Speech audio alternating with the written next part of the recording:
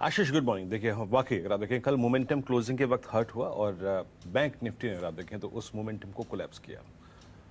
अब आज का सेशन अगर आप मुझसे पूछें आशीष, तो एक इंडेक्स के ट्रेड के लिए बहुत वाजिब दिन इनिशियली नहीं है, क्योंकि इतनी अगर आप देखें स्ट्रांग तरीके से, इतने अगर आप देखें हार्ड तरीके से ऑप्शन राइटर्स ने इस मार्केट को अगर आप देखें कल 2 बजे के बाद ग्रिप किया है कि पूछिए मत। वो डेटा पे रिफ्लेक्ट हो रहा है। पहले आते हैं इंस्टीट्यूशनल अप्रोच की बात करते हैं। 1913 करोड़ रुपए की एफआईएस की सेलिंग, डीआईएस की बैंक पिछले 2 दिन से उनको सपोर्ट नहीं कर पा रही है, कंपनसेट नहीं कर पा रही है। मात्र 472 करोड़ रुपए की बैंक।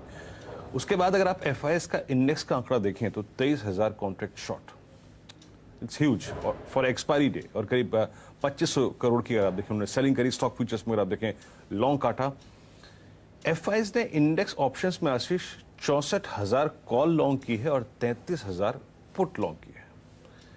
ये डेटा हिस्टोरिकली जब भी रहता है तो ये वोलेटिलिटी का एक बहुत बड़ा प्रतीक होता है, और ऐसे में अपने आप को मैं वोलेटिलिटी में ट्रैप नहीं करना चाहूंगा आशीष। लेकिन इस डेटा का एक कहीं ना कहीं रेफरेंस या फिर अगर आप देखें इम्पैक्ट ये भी होगा कि हम पूरा दिन रेंज में बिता सकते हैं, कोई मीनिंगफुल लॉन्ग ट्रेड या शॉर्ट ट्रेड नहीं मिलेगा, लेकिन एक एक्सपायरी रिलेटेड स्विंग मिल सकता है।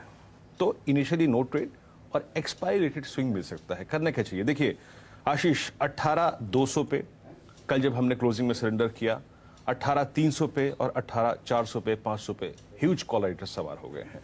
एंड स्पेशली आप देखिए 18,300 की कॉल में 70 लाख का आउटस्टैंडिंग हुआ है। That's huge.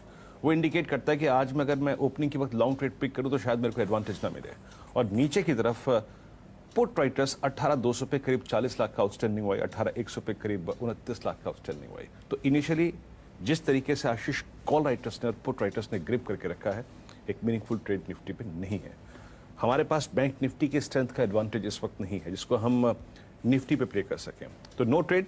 लेकिन एक चीज याद रखिएगा, एक मैं आपको लेवल दे रहा हूं और क्लोजिंग में अगर हम कोलैप्स होकर थोड़ा सा इस लेवल पर ट्रेड कर रहे हों, यानी 18,159, 18,119, 18,100, तो यहां से एक एक्सपायरी रिलेटेड स्विंग 2 से लेकर 3:30 के बीच में टुवर्ड्स अपसाइड पॉसिबल लगता है। मेरा पूरा का पूरा ध्यान वही रहेगा। अब आते हैं निफ्टी बैंक पर। निफ्टी बैंक में सेम केस है आशीष। रिट्रेसमेंट, कंसोलिडेशन, ये कल हुआ, परसों भी हुआ।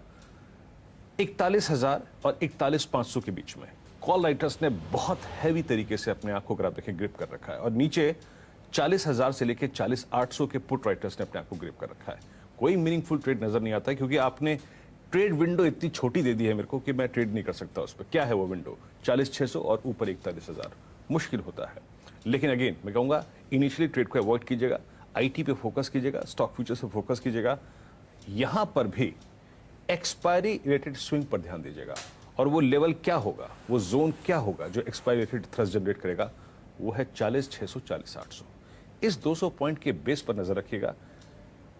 2 से लेकर 3:30 के बीच में ये एक मीनिंगफुल थ्रस्ट अपसाइड पे जनरेट कर सकता है आशीष।